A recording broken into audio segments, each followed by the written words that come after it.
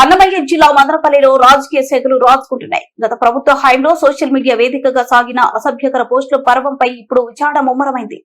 ఈ క్రమంలోనే YCP social media మాజీ కన్వీనర్ సజ్జల భార్గవరెడ్డి మదనపల్లి డీఎస్పీ కార్యాలయంలో విచారణకు హాజరయ్యారు. 2024లో ఎన్నికల సమయంలో టీడీపీ అధినేత చంద్రబాబు నాయుడు, ఆయన సతీమణి నారా భువనేశ్వరి కోడలు నారా బ్రాహ్మణులను లక్ష్యంగా చేసుకుని సామాజిక మాధ్యమాల్లో అత్యంత అసభ్యకరమైన పోస్టులు పెట్టించారనే ఆరోపణలు భార్గవరెడ్డిపై ఉన్నాయి.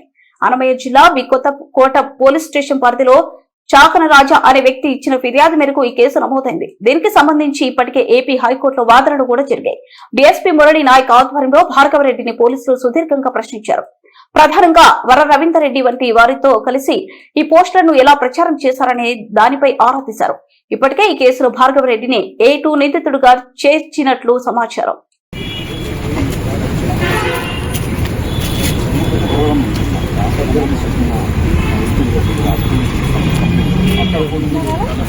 సడన్గా మనకు వెయిట్ చేస్తాను.